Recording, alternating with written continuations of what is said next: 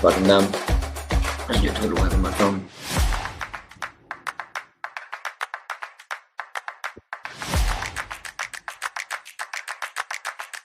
Fuck, 7%.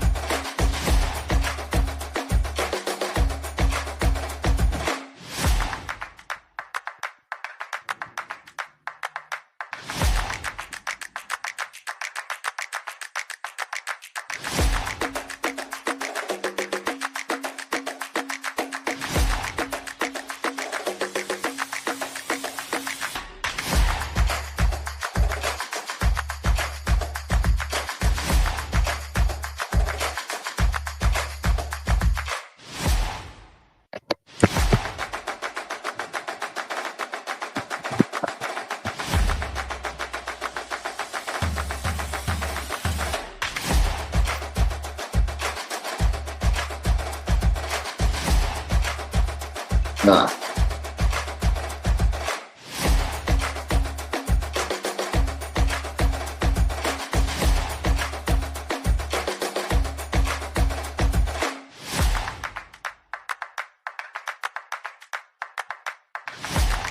Yeah.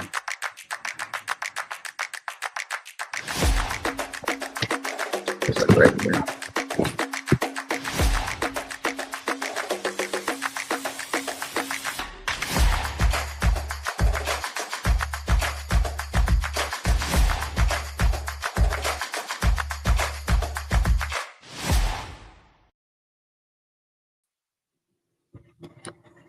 What's up, guys? Welcome back to the last take here. We're just doing our quick live stream here to talk about our reactions from Nebraska's 21-17 loss to number 23 USC on the blackout game. Huge game for obviously both teams, especially for Nebraska, as they were trying to break another curse of not being able to be a ranked team. It's dating back to 2016, and they couldn't get it done today.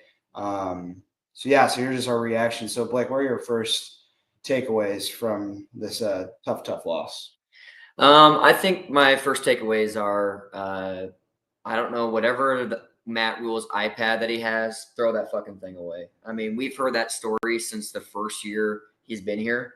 And I feel like that is going to be one of the things, barring the press conference, which that's going to be happening now too. And Dylan's going to be checking up on that on his own Twitter so we can figure out what Matt Rule is saying and potentially injury updates with like Dylan and stuff. But I feel like he's going to make a comment about the analytics, and especially with that field goal, and I think it's right reaction. I think everybody should be upset, and we should go for it, for the most part, really. I mean, in that situation, but also at the same time, here's the answers I think Matt Rule is going to give. He's either going to give A, that the analytics said this, or B, we haven't gotten that play like the entire year, and everyone's been like upset if he's trying to get those plays. And when it comes down to it, those 4th down ones. But yeah, I trust Kyle Cunanan. I'll be honest. My opinion was not the same as a lot of other people. I was fine with the field goal, but at the same time, you wasting a timeout on that is such, especially your second timeout. So situation wise, like Dylan was telling me earlier, the first timeout that we took in the second half, that one was bad in general, arguably worse than the second one. But the problem is that second timeout, It's a compound. it's compounding, you know, and you have that on top of it, and it's like, well, now you're down to just one timeout, and now you're going to try to kick a whatever long field goal. It's like, do we really even need to do that? No. And of course, can't rely on college kickers for anything, and you miss it. And that's just my immediate reactions from those plays right there. I feel like Matt Rule's probably going to give some answer like that. And on top of it, just the play calling too. Here's the thing. TJ Latifi's a true freshman, and he was not going to win a second game. That just wasn't going to happen. I mean, maybe in some other life and some other Cinderella story that happens, but there's obviously a reason why Dylan's a playmaker. And he's been able to lead game-winning drives late. Your offense is nothing outside of Emmett. But the problem is, Dylan, I don't know if you noticed too, is like, what happened to some of those short routes you tried to do? And not the stuff in the flats. We're not talking about the passes in the flats. I'm talking about, 5-10 yards, around there. What happened to those pass plays when TJ was out there? Because TJ, he has some zip on the ball. Now, I don't know if we can trust him making a read, especially like having to be able to extend it, to throw it. Because really the passes that we try to do with those deep balls to where, that was just your first read. And if you don't get it, you don't get it. So, yeah, I'm going to be interested to see the play calling. I didn't necessarily love, and guess what? That's kind of been the story. But he just tries to get too cute, and then he doesn't get the right mesh of stuff to work right now, especially in crucial situations. Those are my thoughts. Yeah, kind of the same thoughts. I'm on the train with that 4th and 1 or 4th and half a yard, really. You need to go for it. I'm just going to be honest. You should not trust a college kicker to kick a 52-yard field goal. Yeah, there's no weather changing anything like that. So that's good. I guess that's okay if you make that. But I just don't think that was the right decision. I don't care what analytics say. Probably go for it anyways. So I don't know what the hell Matt Rule was thinking. I guess trust your special teams. Special teams is the reason why you were in the game. And I don't know. It's just tough. You're gonna need it down the road, and they did. And yeah, I mean, it's kind of where it led to, and signs are pointing to it. Typical Nebraska fashion of shooting themselves in the foot and causing themselves to lose the game. Yeah, it's all on them. And I don't want to hear, the refs. Everybody complains about the refs every single game, including myself. Mm-hmm. But I'm not going to say they're the reason why Nebraska lost this game. Nebraska is the reason why they lost this game. They weren't out-coached this time around. They simply lost the game it was on their own. Mm-hmm. Yes, losing Dylan did not help, but you got to figure yourself off. You got to screw yourself. Yeah, you got to figure something else on offense, especially with TJ. I feel like really, and to be fair, I don't know how much is scripted for him, but at the same time, TJ is not done. They play two different styles, plays that we're going to run with TJ, but at the same time, it didn't feel like the playbook was really suited to TJ's best abilities. I don't think we were able to really showcase that. And I think that obviously going forward, if Dylan's injured, then the playbook's going to change a bit. But at the same time, we had to have some sort of other script. Dana had to have one where here's the playbook if TJ Latif goes in, So, oh man, that fumble. I really wish we could have that back now. I think that's the one. Dylan, I mean, it's a story just like the Iowa game last year, just like a lot of games before, to where Dylan doesn't see it really what's going on and just needs to throw the ball away, and it ends up becoming a fumble. And yeah, what are you seeing on Twitter from some of these other tweets that are going right now, Dylan? Your buddy Matt Brown said, personally, I think all those Nebraska fans need to give me an apology. Yeah, no. For what? the Matt Rule shit. I mean, like, oh my gosh. I mean, here's the thing, and I even said stuff to Chris Hass on Twitter because I guess becoming a CBS guy and being able to have your own or be part of your own show on network TV, it's a cool thing, great accomplishment, but also love it where we control online and just kind of say that stuff. But Matt Brown's like, okay, I mean, we were still projected to lose this game. I think that, like, incredible line, 4.5. Yeah, Good line. Vegas knows. Vegas knows. Nebraska covered. Yeah, but I guess. I mean, it's just hard to kind of. You were in that game and you only give up 21 points. I feel like this is one of the ones. I don't know about if you agree, Dylan, but just the defense. I mean, like I don't really kind of get off the field. Yeah, it's on the field for so long. But at the same time, your offense is not doing any favors. Even with TJ's out there, you got to string some more stuff together. I don't know. The short passing game is where I say it. And guess what? That's what we've talked about even with Dylan in the game. And guess what? We did that entire first drive. We did a lot of those short passes, and it worked. And that is the most frustrating part, is that when you hop off that plan and you kind of jump back. I don't know. I'm trying to find stuff. There's nothing I can find right now. I don't know. Nebraska's in an interesting situation now. But at the same time, you weren't projected to win this game. Mm-hmm. So but the best part is, think about it. You're 6-3. You could be 5-4. You could be 4-5 easily if some things don't go your right way. You could lose that game against Michigan State. You could lose that game to Northwestern last week. Instead, you win those games, and now you're sitting at 6-3. Yeah, you didn't get the ranked win. Yeah, that sucked from this game. Or next year, have you looked at the schedule next year? You're going to have plenty of opportunities to make yourself known. And people thinking, we can make the playoffs this year. I don't think that was fair. That is putting way too high of an expectation for the Huskers this year. And you see it against Michigan. They just were outclassed in that game in general. You're outcoached, outclassed, out-athletes. And tonight, you didn't really see it that much. Jaden Alba did not play the greatest, in my opinion. No, he had some good runs.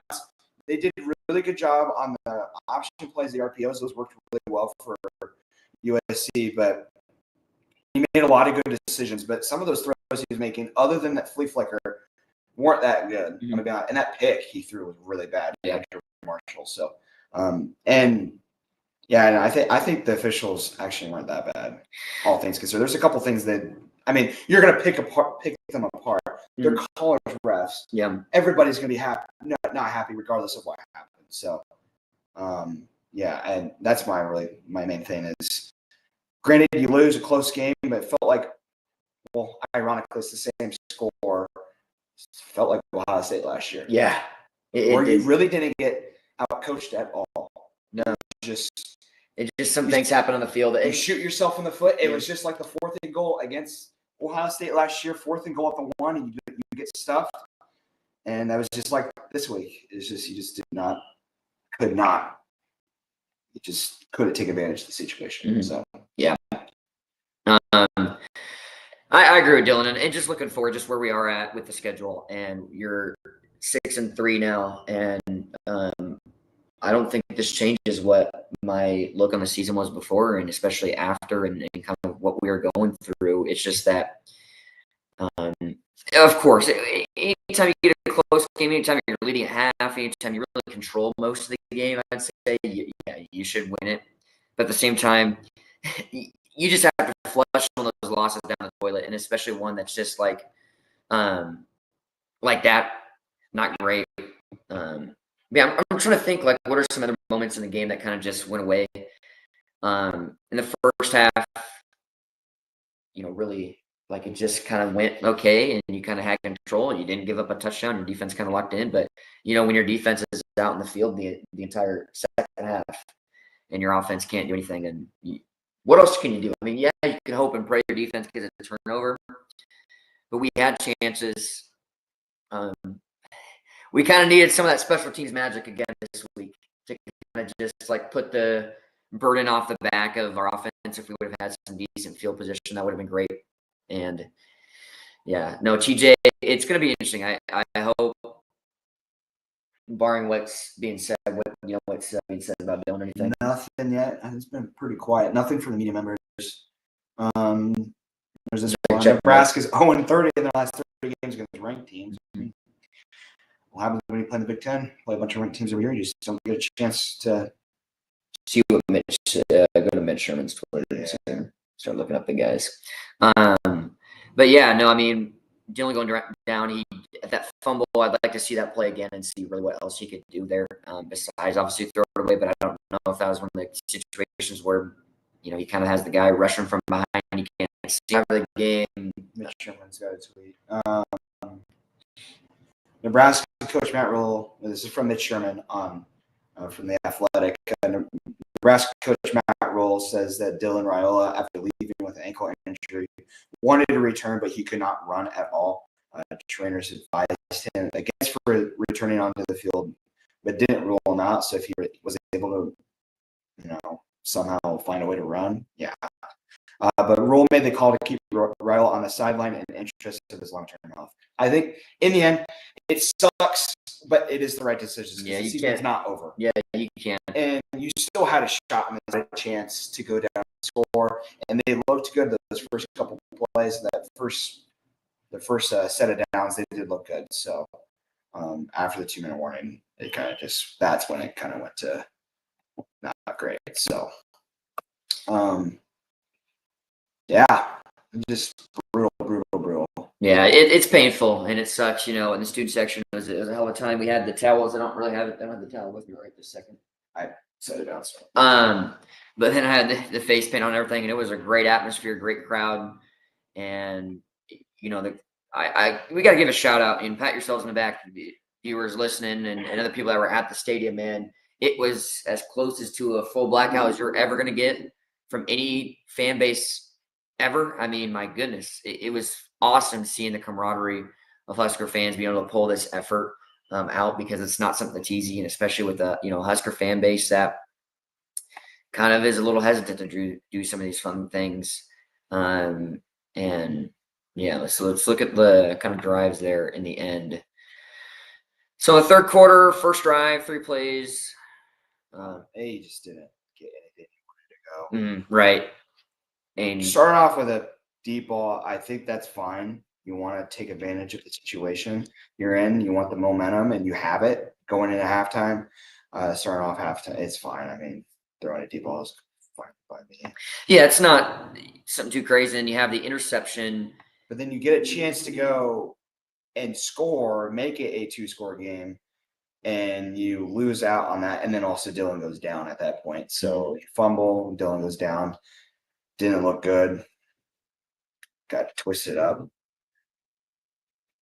And then that missed field goal, really, it's just the epitome of the game. You just have to. You can't play scared. Just go for it, bro. 4th and 1. It's less than 1 yard. Just trust your team and go for it. Which makes me think, does this coaching staff just does not trust TJ Lateef at all? It's because you should just go for it. Well, I mean, not even just TJ Lateef. I mean, he can hand the fucking ball off or go under center. How do you not trust your running back, who is top 2 in the Big Ten, top 5 in the country, and he just showed it even more, 180-something yards today, and you don't give him the ball? You need to give him the ball. He's your best player on the field, especially if Dylan goes down. He's your best playmaker. And guess what? You don't give him the ball. Why? You give your best player the ball in that situation. Yeah. Especially, at the USC 34-yard line, your defense got pushed back here. They went 6 plays, 21 yards, and you got that 4th down stop there. And again, I personally didn't hate the call at first, but then when you look at it, 52 yards and then the timeout, I think the timeout is the bigger atrocity of being able, it really took you that much time to decide this. What was the decision making behind that call? And it's so weird because Matt will play aggressive at times, and then he kind of switches his mentality for these big games. And it's mostly the big games where this is happening at, to where he kind of feels like, okay, I'm playing safe, but he's not playing safe in the right way. It's not being safe like, oh yeah, this is a punting situation instead of going for it. It's like, no, this is a 52-yard field goal we're going to try to attempt. And it just feels like the safe options he picks aren't always in the best interest of what is going on. So you got that. Then obviously, we kick a field goal. Just a lot of it thanks to Emmett Johnson, really. Just the force feed him and I would have loved a touchdown on that drive. Yeah. You were looking like it. Mm-hmm. And kind of just some of the play calls in between there. That's really, it's not about necessarily just one thing or the other. It's kind of like you have some of those play calls in between, like a first down or a second down, to where like that took you out of position to kind of do anything more with that drive besides kick a field goal. And then they score a touchdown on their drive, 2 minutes and 47 seconds. I mean, let's see, how long was our drive? Our drive was 5 minutes and 33 seconds. Theirs was 2 minutes and 47 seconds for their touchdown, which took 6 plays, 75 yards. And then we had 4 plays. And this is kind of where, when they went up 21-17, it was kind of like, okay, barring a miracle here, you're really in trouble because our offense just really showed no signs whatsoever. I like this tweet from David Pollock, formerly ESPN. Nebraska football has to stop overthinking this. Hand the ball to Johnson over and over and over. Yeah. He's the offense, especially when you lose DR. Give him the freaking football. Mm-hmm. It's ridiculous. And they did, but you need to do it on that third down or that fourth down. You don't kick a 52-yarder. Mm-hmm. Just taking yourself out of contention there. Play scared. Then our defense got to stop, but they had a great punt, 98-yard drive. Yep. You can't expect your the card expect quarterback to take you all the way down the field. But yeah, I just really, I don't think we gave TJ the best chances, but I also think TJ, it just wasn't going to happen with him. I don't want to be pessimistic, but you can't. Well, we shut up all the TJ Latif people on Twitter. I don't know. They're going to talk about the play calling. I feel like that's what I already saw some of those tweets too. I already saw some of the tweets of TJ Latif and, it's the play calling, which I agree to a certain extent. But if you looked at TJ out there, dude, it just wasn't going to happen. You looking at what he was doing with trying to extend the plays, and yeah, sure, he had a cool few running first downs and getting close to a first down, and but he didn't do enough in the passing game. And I think some of it too, if you look at some of those ones that he did have to scramble on, I bet if you go back in that tape, I think that there might be potentially 1 or 2 people open, and that's where Dylan sometimes is able to extend the plays and throw to his 4th option, 5th option, really on some of those ones. And I don't trust TJ doing that. So, yeah. So where do you think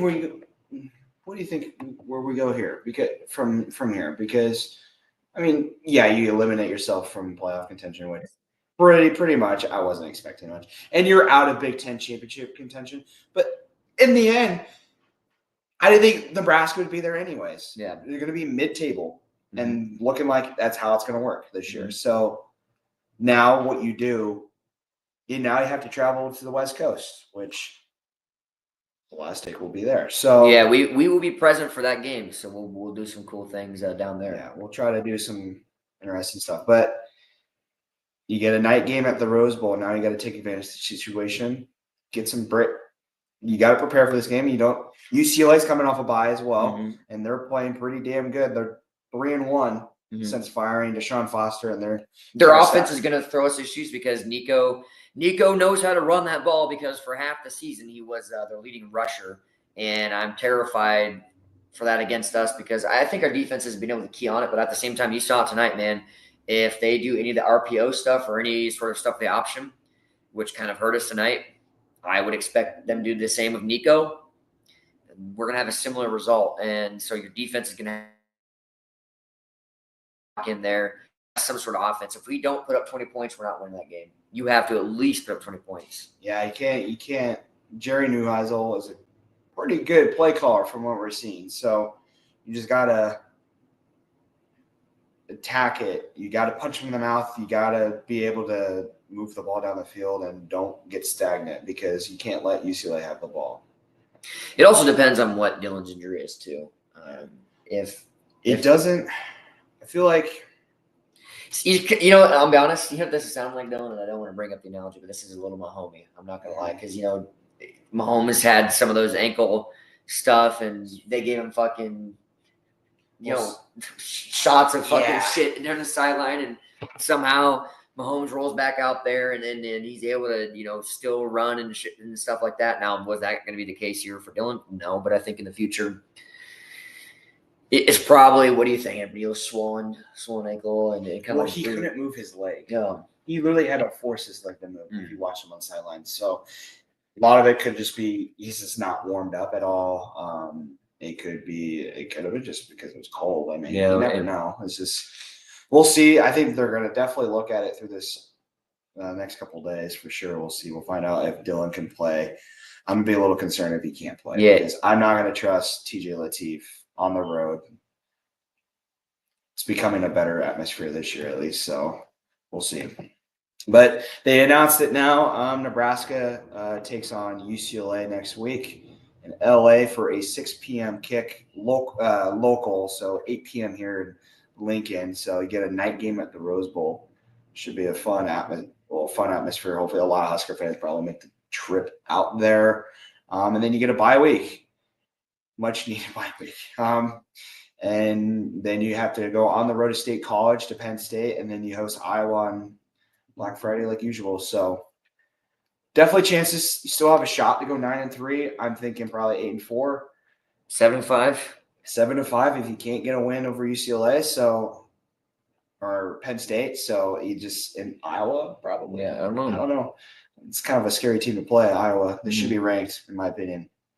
I agree. Yeah, no, just looking at the schedule ahead, going off of what Dylan was saying, just you got these 3 games and you got 2 road games back to back again. Oh boy, you win one. Hopefully you win both of them. But everything is still out there to achieve. Do we want a Nebraska team to take a big step up and be a solid contender? Yes. But at the same time, for what's best of the program, you just have to look at it realistically and kind of see that, like, you've been able to grind out some wins and figure it out. And I don't think that's going to change. I think that that obviously depends on if Dylan is injured or not, because I don't know what the game plan is going to be with TJ Lateef. Because Dana's going to have to earn his paycheck then. If TJ Lateef's in, Dana's going to have to call some of the best plays he's really ever called, because I'll be honest, at times he can barely do it with Dylan, and now you got TJ out there and it's just a completely different situation. And I guess for TJ's benefit, he does have the pressure cooker situation now. And I will say this, I don't think, besides the one loose ball, when he dropped it, or whatever, his hands were shaking there. And you could see it. Stadium pulse was up, and it was even our home fans. He's feeling the moment. It's just we're gonna have to have a special game plan with him. At least he has some of that crunch time experience. That's gonna help. Anything that will help him. But yeah, no, everything's on the table to still achieve to have a successful season for the most part. You just got to go out there and figure it out for UCLA. That's going to be a tough game. Again, their offense is really good. And they, guys, we got to, we can, just, you got to grind it out and figure out some other way. We got a comment here, Dylan.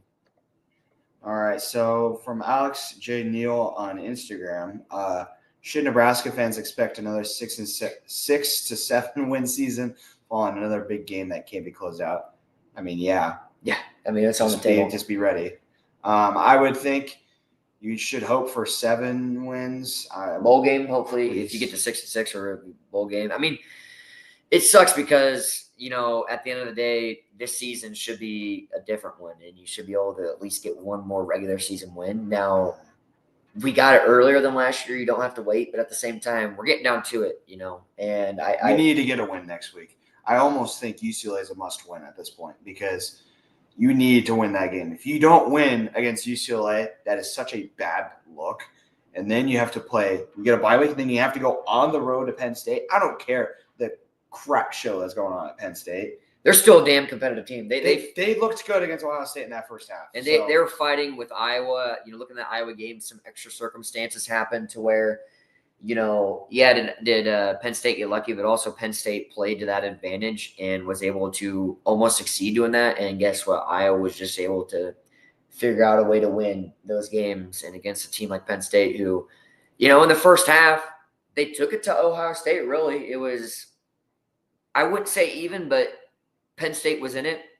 And then Ohio State leaned on what they did best and threw it and did all that stuff and closed out the game and shut down that offense. But Penn State is a team to where you should be able to compete against them, but at the same time, it doesn't matter. I feel like that's going to strip away when you have to go play on the road at Happy Valley. It depends on if their fans show up too. That also could be an interesting situation. Their fans mostly show out, but at the same time, you don't always expect to get the biggest crowds with that. But yeah, I hate to say it, we cannot, because I don't want to just sound. I hate being negative sometimes just with the season. I try to look for any sort of positive you can get out of it, but if you win 6-6 out of this season, it's a disappointment, especially with what you're building towards. You need to get recruits for 2027 or even a few recruits for 2026 that recruiting, and they're not going to want to join the program that's 6-6. It's just not how it is. And so even though Matt Rule got his extension, which, again, I don't think that it's any fucking barring on what's happening, because it was not a pay increase. It was just basically, okay, if I make the playoffs, I get more money, which, okay, who cares? If you make the playoffs, then everything's fine. I don't care. Do you care, Dylan? No, I don't care. But it's also more of a commitment from the donors that they're actually going to put up some money and able to buy more of these players that we kind of haven't been able to win out on. Yeah. Completely agree with you. All right. Well, that's going to do it for our reactions. We, 31 minutes of this. It was fun. Love all you viewers on all of our social media here, YouTube, Instagram, of course, Twitter here. Unfortunately, if someone wants to pay for us to have a Twitter, a verified Twitter account, then please, because we wish we could stream it on StreamYard. It'd be much better production quality than me holding this from my phone and going to Dylan and then back to me and then back to Dylan and then back and forth. But yeah, 42 viewers strong is crazy. I know you guys are all feeling some type of way after that loss, probably frustrated, disappointed, confused, all the emotions. And maybe there's some that are happy out there. I don't know. Some Husker fans are sickos like that. I don't know. They look for the negative sometimes. But yeah, no, that's going to do it for us. And we'll have a pod hopefully next week. But we are going to be in California. We're going to that game. So you'll at least see us in red there, and we'll do some fun stuff. But yeah, so that's the last take for this. And appreciate you guys joining us. And GBR, we'll figure it out. Hopefully we get another win. But yeah, definitely.